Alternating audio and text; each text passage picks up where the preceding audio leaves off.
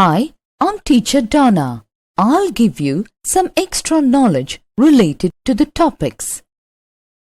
Different kinds of birds. There are different kinds of birds around us. Some are big and some are small. Ostrich is the biggest bird in the world. Hummingbird is the smallest bird in the world. Once I saw a little bird. Once I saw a little bird. In this poem, the child is sharing his experience with us about his meeting with a bird. Once I saw a little bird. Once I saw a little bird come hop, hop, hop.